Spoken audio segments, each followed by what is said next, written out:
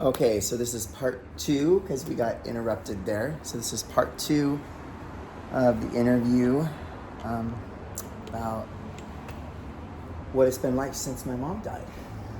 Okay, all right, so All right. go ahead. Next question. What would you say to someone who still has unresolved issues with a parent?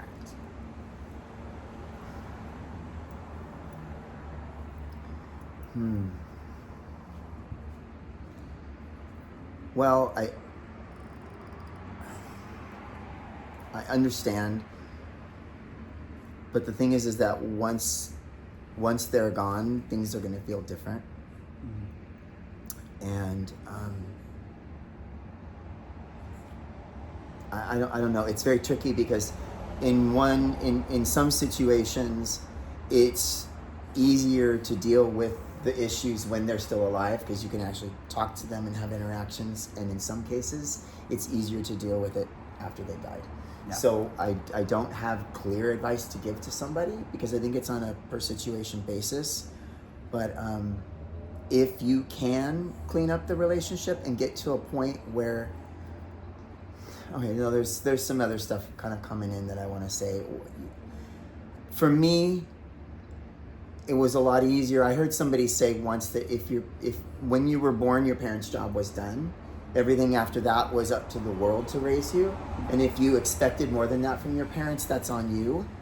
That you expected unrealistic expectations. There's no guarantee that your parents were going to keep you and raise you or anything like that.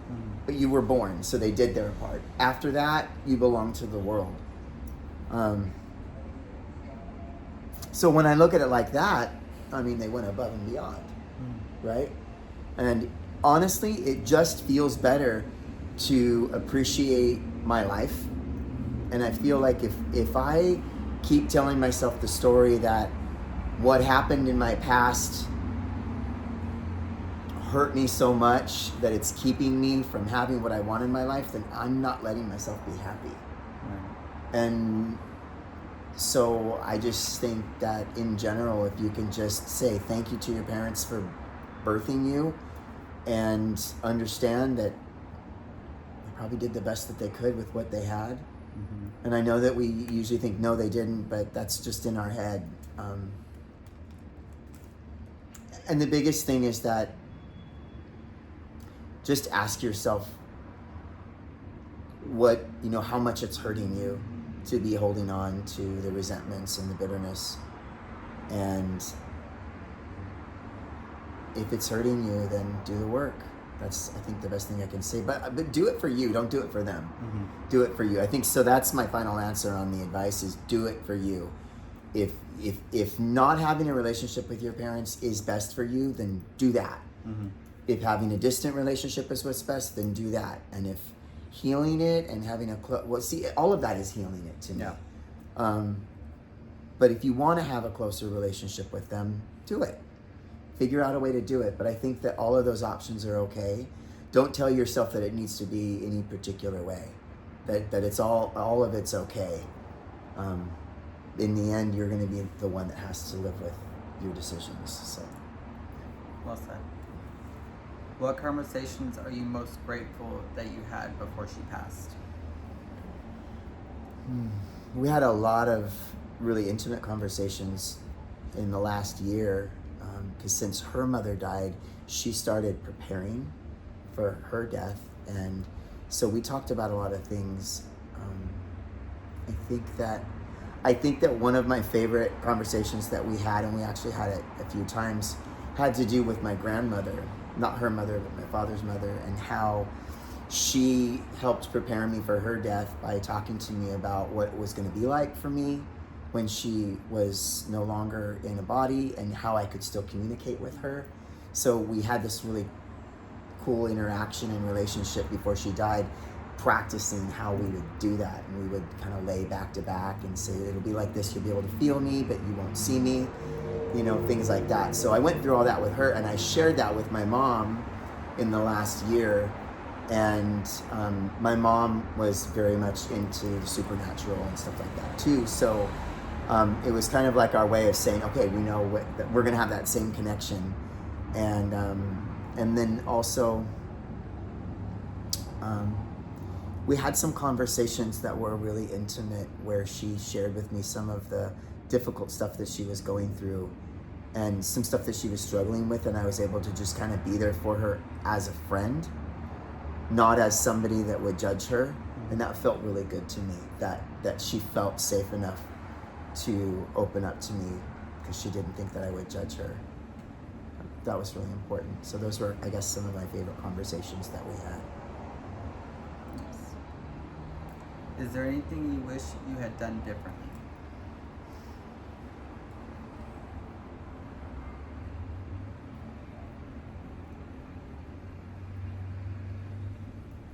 No. I think there are things that at the time I thought I was going to wish I had done differently, but not now. No. Let me make sure that's true.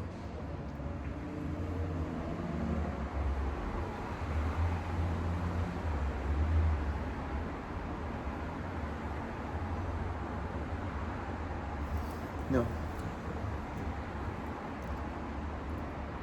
As someone who teaches spirituality, has your spirituality changed since your mom died?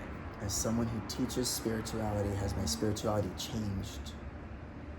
No, just more confirmed. But no, it hasn't changed.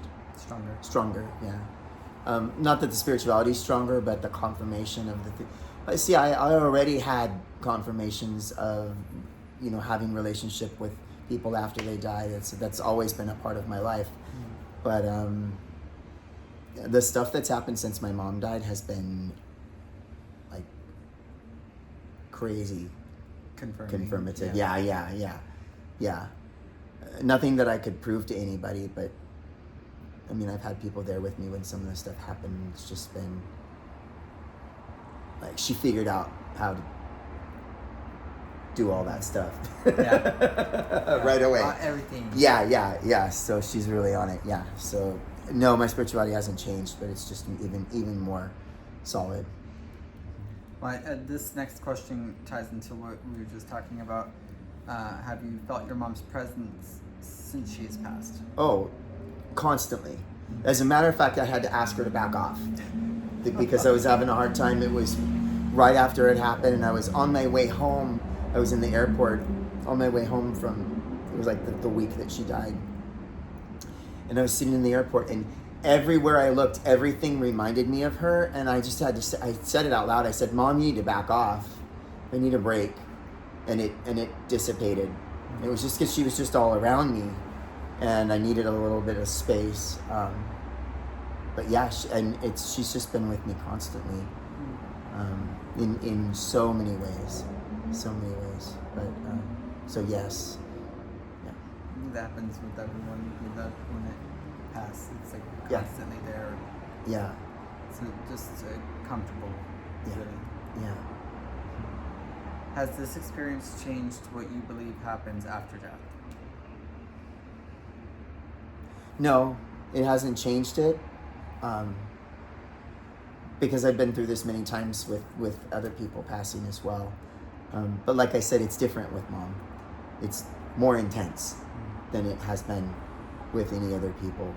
But I don't know. I know what happens to me after someone dies. I don't know what happens to them. But the feeling that I'm getting, because she's my mom, so I'm made of her, right? So I'm very connected to her. Her energy is just so clean and so vibrant and so strong, stronger than it was when she was in a body.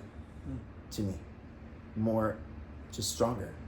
So it gives me a really good idea of whatever it is that happens after this life, whatever it is, it's good. And I'm not afraid of it in any way. But I already wasn't. So what I was afraid of is having to be alive when someone dies. That's the part that's hard. But I'm not afraid of what happens after I die. I'm not afraid of that. You shared much of this process publicly. Why? Well, it didn't actually feel like I was sharing it publicly because most of the public was people that I know, right? And so when I was sharing about it on social media, it was really just the easier way to let everybody know I was doing okay, because I was getting so many text messages and phone calls, and yeah, it was hard to keep up. But I wanted to respond to every single one of them, and I read every message, but I didn't always have time to respond to all of them because I was having to write the eulogy, plan the funeral, and spending time with my family. But some of the things that I did, it was just like a way to be able to say, I wanted to include all the people that were thinking about me and caring about me. So it didn't feel like I was going public with it. It felt like I was just sharing it with the people that were supporting me and reaching out to me. That's really what it felt like. And secondly, I remember how afraid of this I was. And so if I can share this and help somebody not be so scared of it, then I want to do that. Yeah, for sure. What was it like writing and delivering your mother's eulogy? Writing and delivering my mother's eulogy I was really worried about that part, because I remember for years before, I always thought, I don't know enough about her. I was so afraid that it would be revealed that I wasn't a good son because I didn't have all the information I would need to have. But that wasn't true at all. What I did is I sat down and started to write it, and it was like it just started to flow. It just started to come out, and I reached out to some of her friends, co-workers, to fill in the gaps, to find out what was it like to be her friend, what was it like to work with her. And I'm so glad I got to do that. It was such a beautiful experience to get to hear about what she was like and what it was like to experience her in a different capacity than as her son or as her child. So that process was really beautiful. It took a long time though. And it was hard, the editing, like figuring out what am I going to put in there and it was difficult. And then getting people's opinions was difficult, so I had to stop doing that. Yeah. I had to just stop asking people for their opinions about it and just write it from my heart. And that was a little bit scary for me because I'm so used to, running things by people. Right. But this had to just come from the heart because I couldn't get people to agree on what they thought I should be saying. And so at some point I just stopped. And so it really was heard by everybody for the first time when I read it. And so that was really, reading it was actually harder than writing it. Oh, I'm sure. Reading it was really hard.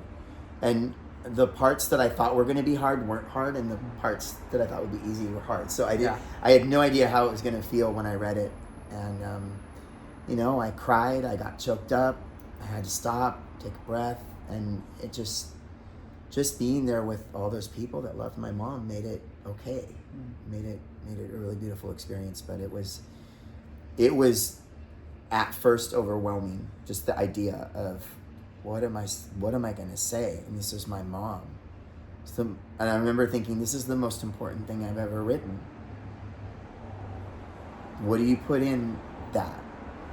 But you know what? You just sit down. I sat down with her, and we shared memories with each other, and I wrote about them. That's what I did. It was beautiful, but really it was hard. I'm sure. I can't even imagine. But what you shared, what I was able to read of her picture and what you shared was just beautiful. Thank you.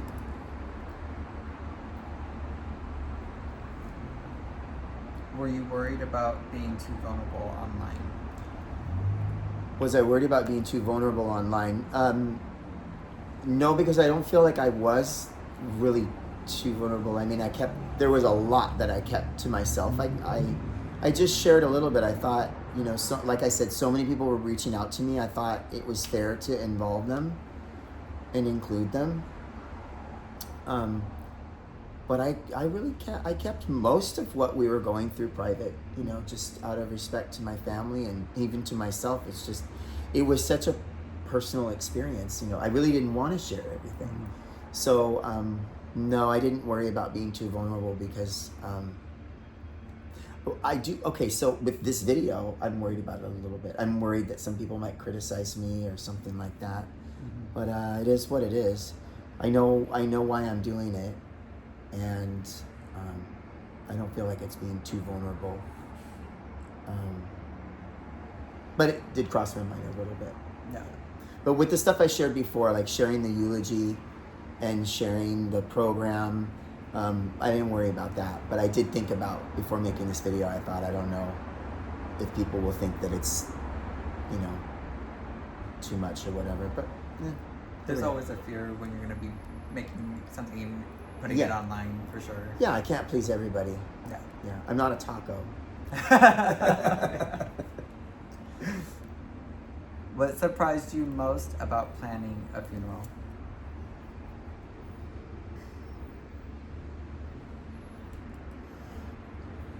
Okay, so I was really surprised that I think that there should be more services that make it a lot easier. So I had experiences like I don't want to,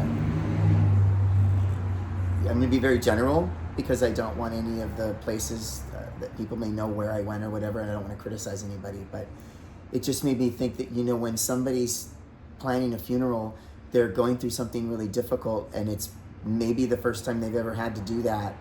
And I just think that services that are involved in that, they should have like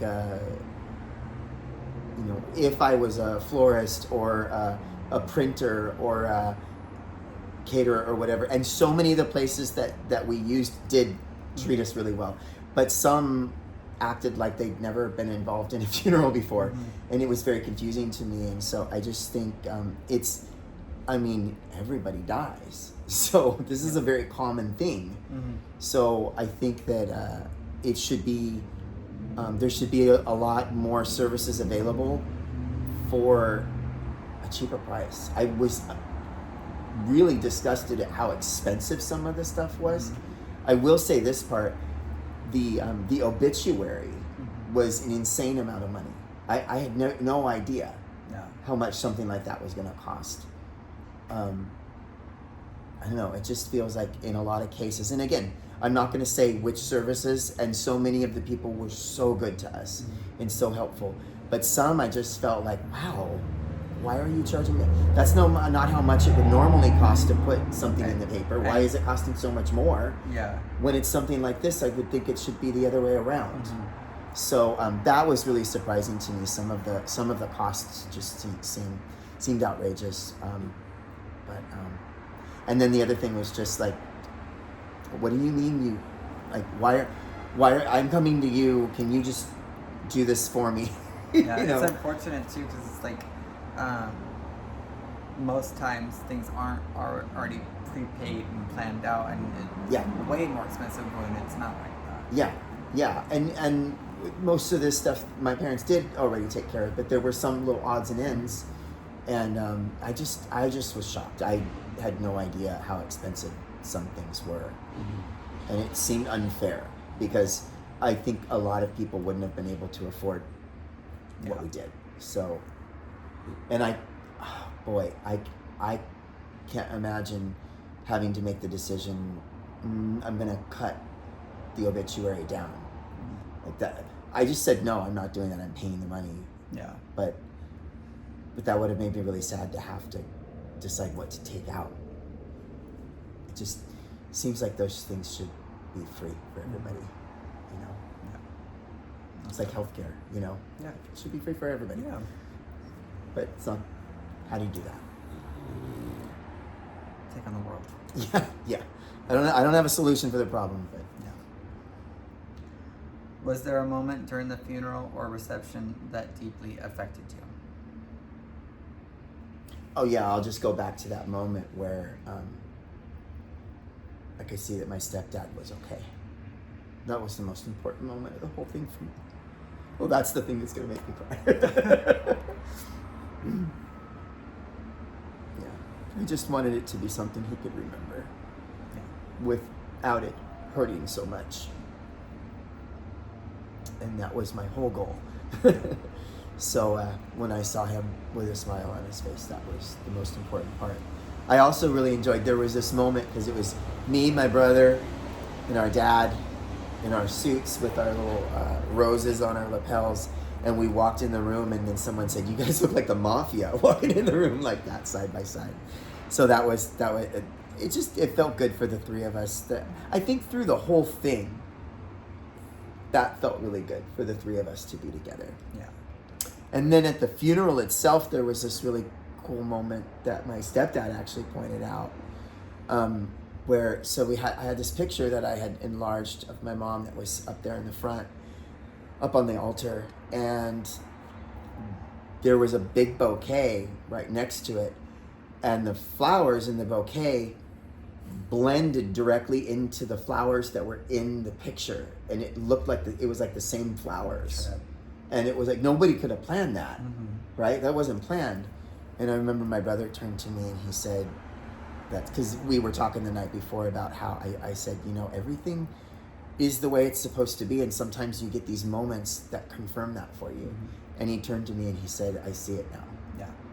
And it was like but my stepdad was the one that pointed out, look at the flowers. They go right into the picture, and then that's the flowers that are in the picture. It was crazy. That was a really special moment. Nice. Yeah. What have other people said to you that was especially meaningful? Something I had never heard before was, "Welcome to the club that nobody wants to be in." I thought, wow. Because everybody goes through it. Everyone's going to go through it. And your life, you're different after. Yeah. And you don't know that before. Mm-hmm.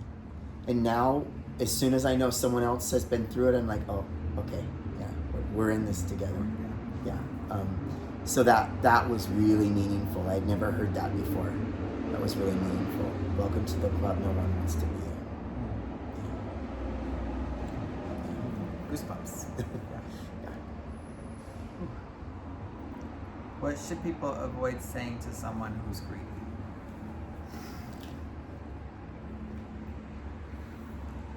They're in a better place now. I hate that. Because when you're grieving, you want them here with you. Yeah. And You don't care about the better place. yeah, and also I don't know that that's true, because I feel like my loved ones that are on the other side now are obsessed with being here. I feel like they're constantly with me, and I feel like they're very interested in what's going on here, and I feel like the blessing is to be here. Mm-hmm. That the other side is like, most of me is already there. It's not like I'm gonna go there. It's I'm gonna stop being here. That's how it feels to me. So I just feel like, say they're in a better place now. How do you know that? And I feel like also it's like, what are you saying, that being here with me wasn't good? I don't know. I just I get kind of bitter feelings when I hear they're in a better place now. Unless the person was really, really suffering a lot. Yeah. In which case, then I understand it.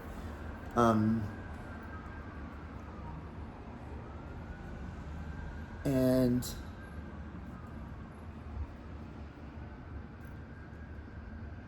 like, I would never tell someone they're going to get over it. You don't get over it. You learn to live with your life like this now. Yeah. And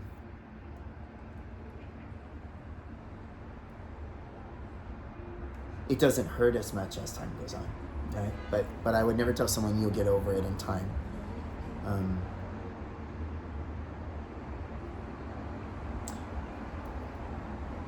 And to me, I really prefer, like, when something like this happens, when someone just kind of acknowledges, oh wow. I don't know. You don't really have to say anything. Yeah. It's just like, oh wow. Yeah. But those would be the two main things, is that I don't really like that they're in a better place now, unless they were really suffering. Mm-hmm. And then whatever the other one was that I said, I don't remember now. You've said grief and beauty can exist together. What do you mean by that? Yeah. The feelings that I'm having, although it's painful, It's beautiful because I didn't know how much she meant to me until now. Yeah. I couldn't. It's just the truth. I mean, you think you know how much someone means to you, but you really don't until, you know, the fear of losing them or the experience of losing them.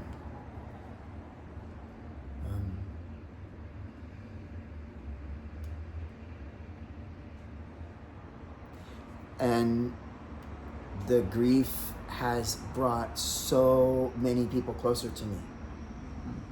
I mean, I was just surrounded by love.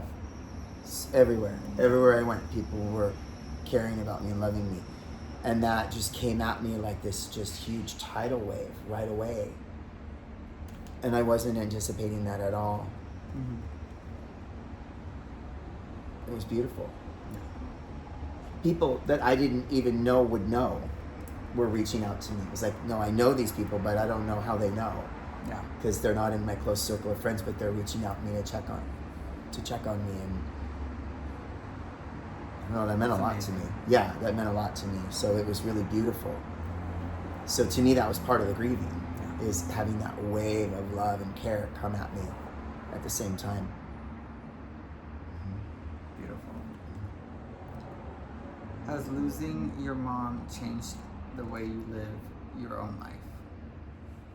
Has losing my mom changed the way I live my own life?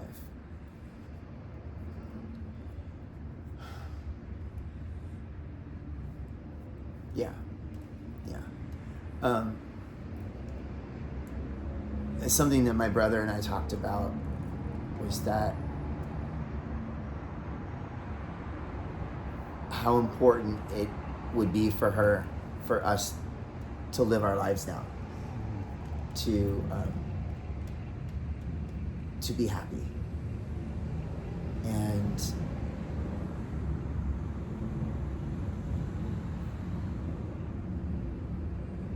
I feel like I have a little more courage now. There's just something about having her as an angel for me now. It gives me a little bit more courage.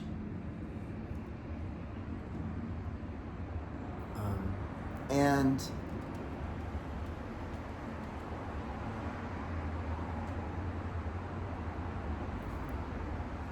I think also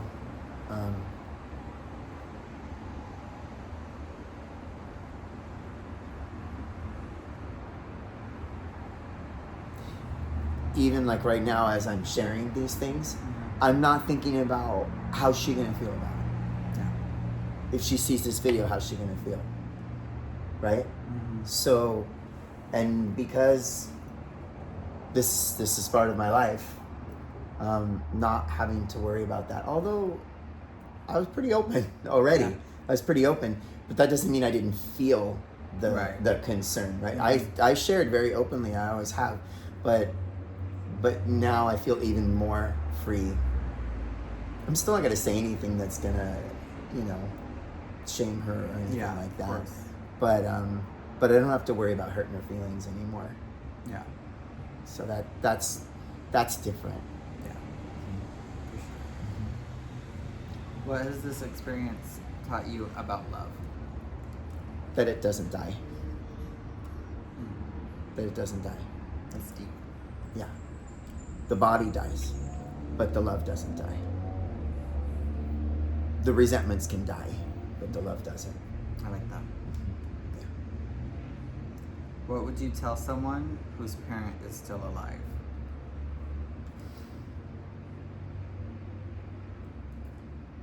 If you can forgive them for not being perfect, do it. It'll make it easier for you. You're the one that has to live after they're gone. And anything you can do to get to the place where you don't have grievances or resentments against them, so that after they die you don't have regrets. Just peace. Peace, yeah. Find peace before they die. That would be it. And that every time you talk to them, just assume it could be the last time. Oh, and save a voicemail. Save a voicemail, because I have several voicemails of my mom, and I emailed them all to myself so that I wouldn't lose them. That's what sometimes people say. Oh, I wish I could just hear her voice one more time. So, save a voicemail. If your mom could speak to you today, what do you think she would want to say? I'm proud of you. She would say, I'm proud of you. She would be glad I'm doing this. She was all about bringing people together. Always. So, and I feel like that's the reason I'm doing this video. I feel like she's inspiring me to do the video, because like I said, this was on a Friday that I would normally call her, and I thought about it this morning, and I thought, I'm going to make that video. Because I feel like she's on the other side with all the moms that are over there going, can you please tell them to listen to us? Yeah. Can you please tell them to talk to us again? So I think that she would say, call your mom. That's what she said, call your mom. Alive or dead, call your mom. Yeah. Friday's your connection to her. Yeah. What do you want people to take away from your experience? That you don't have to be afraid of it. You'll get through it. The key is to have support. You'll get through it. You don't have to be afraid of it. It's going to be painful. It's going to be beautiful. But don't be afraid of it. Don't try to do it alone. Don't do it alone. Absolutely don't do it alone. Yeah. Let people support you. Let people love you. They want to. I know it'll feel sometimes like, oh, I don't want to make this all about me. I don't want all that attention. But people want to love you. Yeah. Let them love you. Especially in this case. Yeah. What does grief look like to you now? What does grief look like to me now? It looks like love. It looks like... But in a lot of cases, I think that a lot of times people are grieving... Their grieving is prolonged or intensified because they don't believe. They don't believe that they can still have a relationship with the person. And so, if that's the case, I would say reach out to someone. Reach out to me. I can talk to you about it. I can help you with that. I've helped a lot of people get in touch with that again. Because we feel like we've lost them completely, and it's not true. Yeah. It's not true. It's changed. It's different, but we haven't lost them completely. So, I've always known that about grieving, but I don't know. This experience has just confirmed everything even more so for me, because the spiritual experiences there've been more. They've been more obvious. They've been kind of relentless, actually, a little bit. Yeah. And really, really clear, like, okay, that definitely wasn't a coincidence. There's no way I'm making that up. Yeah. Just really, really it's her. Personal. Yeah. For sure. What are you still learning from your mom, even after her death?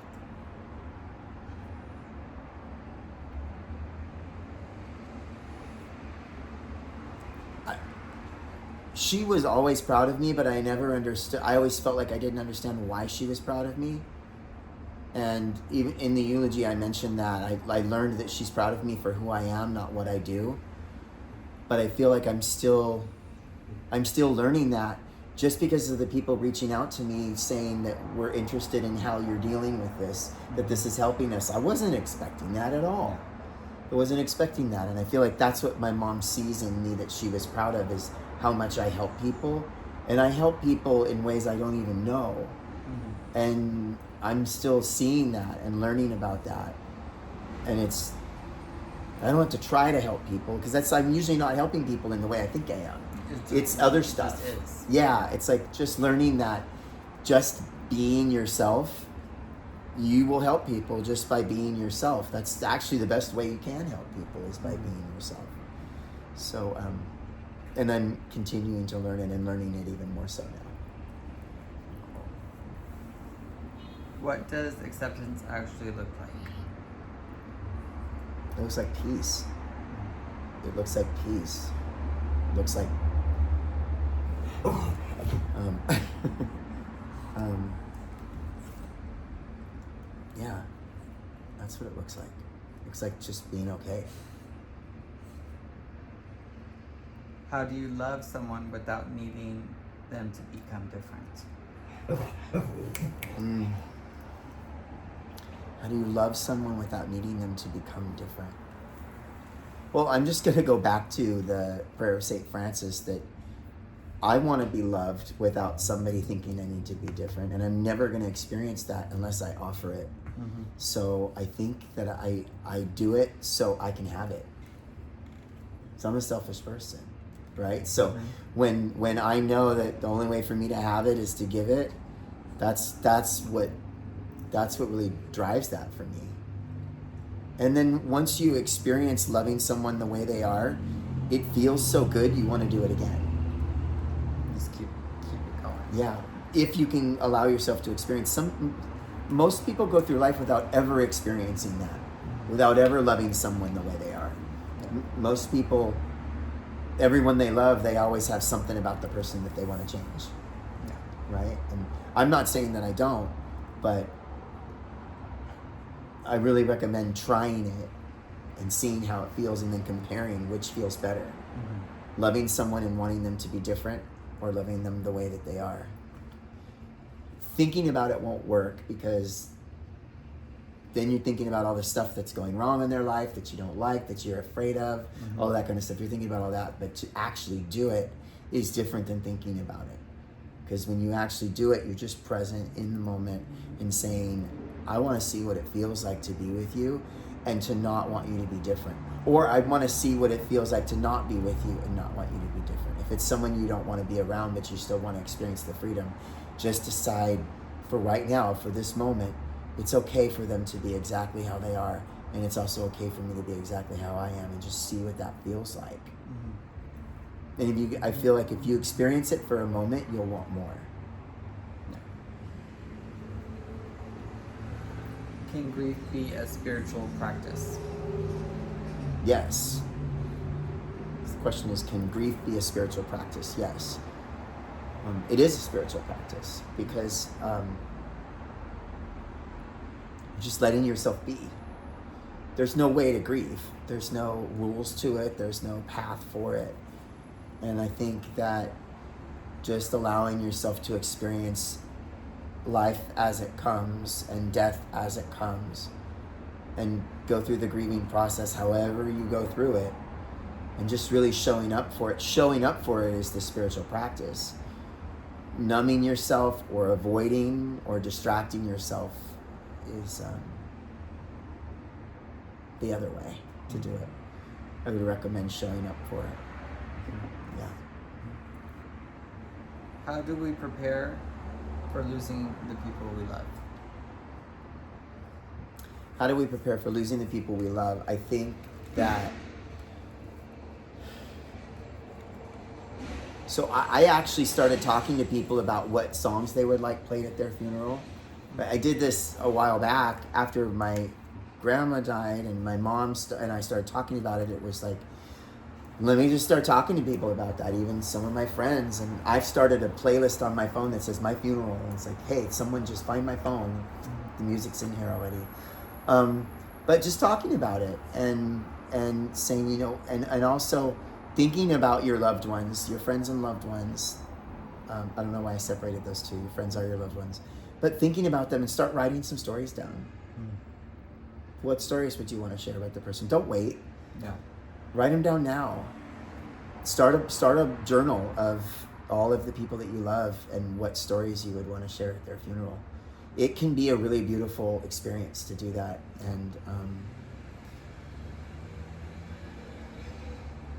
And just know that you don't know with anybody. Every time you talk to any person, it could be the last time. Yeah. So live your life that way. Not like everyone's going to die, but live like Unexpected. I don't know, right? So when I walk out of here today, I want to walk out of here in a way that I feel okay with. Yeah. Right? So know that and then, you know, start writing down stories about people. It's going to enrich your life now if you do it. Yeah, because you never know what's going to happen tomorrow. Right.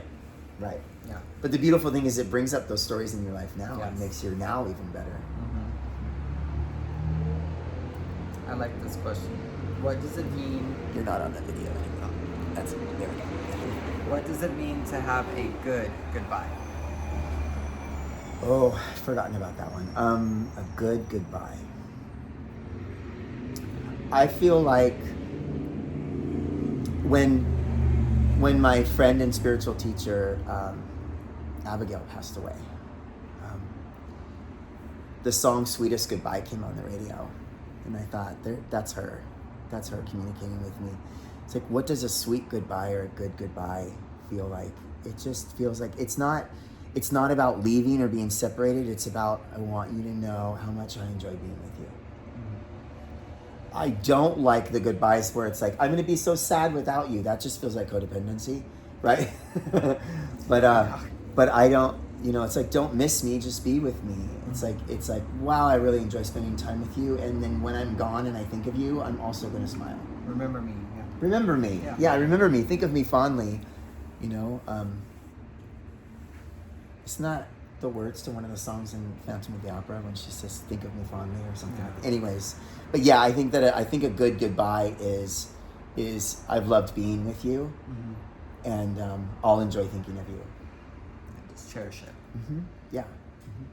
Yeah. So there's no guilt in it. Yeah. Yeah. What is forgiveness? What if, forgiveness isn't about the other person changing? Well, it isn't about the other person changing. Yeah, forgiveness it's like, bless them, change me. Forgiveness is so that I don't have to hurt anymore, or I don't have to hold on to it anymore, so I can stop thinking about it.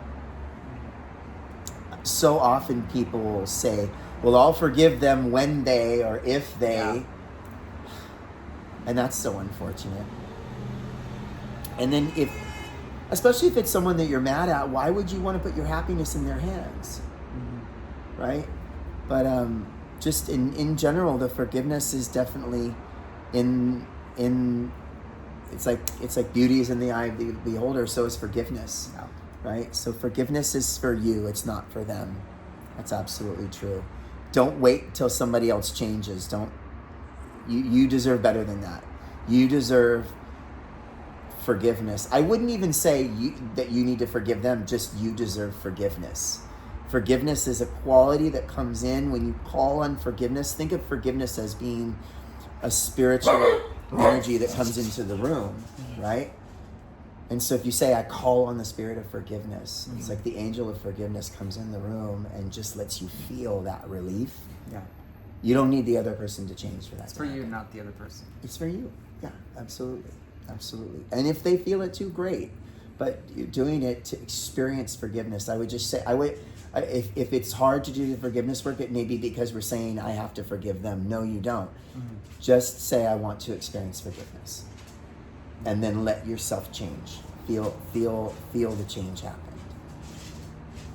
Yeah. To forgive and be forgiven. Yeah, but not by the other person or to the other person or for the other person. Just in general, I just want to feel the experience of forgiveness. I want to feel lighter.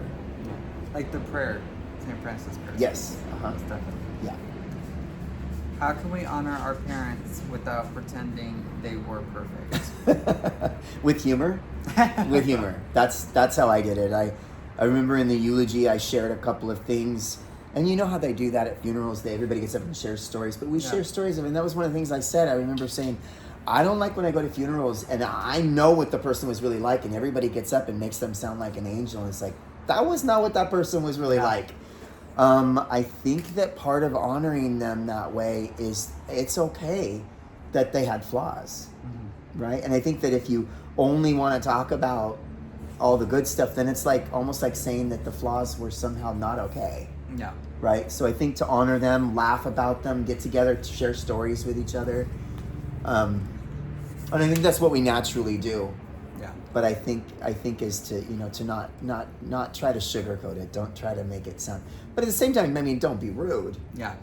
But to share the stories with humor and lightness. Yeah, for sure. Yeah. Last question. Okay. What does it mean to let someone be exactly who they are? It means you get to be exactly who you are, is what it means. If I'm thinking they can't be who they are, it's because I'm not comfortable with who I am. I'm not comfortable with how I'm feeling or how I'm reacting to them. Mm-hmm. So if I let them be who they are at the same time, it's like the forgiveness. It just happens at the same time. I'm allowed to be who I am. They go together. They're not two separate things. So I also think it means allow them to be wrong. They can fail. They can be flawed. And a lot of times we're saying, no, they can't be like that. It's like, what do you mean they can't be wrong? Mm-hmm. Yes, they can. They're allowed to be wrong. That helped me a lot. Is let the other person be wrong. And you get to be right. Mm-hmm. That's not that hard, right? But to allow it, to say it's okay for them to be wrong. It's okay for them to make a mistake. Yeah, it's okay. And then in return, you end up being allowed to make mistakes too. But I think it's about accepting all those parts of them. Just that I'm okay even if you do that. That's what it looks like to me. It's not so much about you're okay if you do that. It's I'm okay even when you do that. Yeah. Letting myself be okay. Yeah. Well, thank you for having me ask you these questions. I got a lot of insight and I appreciate it. Thank you. Thank you for doing that beautiful. for me. And thank you everyone for sharing this experience with us. If there's one thing I hope you take away, it's this. Don't wait. Don't wait to say I love you. Don't wait to have the difficult conversations. Don't wait to express appreciation. The work of grief often begins long before someone dies. So if this video meant something to you, I'd love to hear your thoughts in the comments. And if there are any other questions you'd like me to answer, let me know. So take care of yourselves and take care of each other. Bye.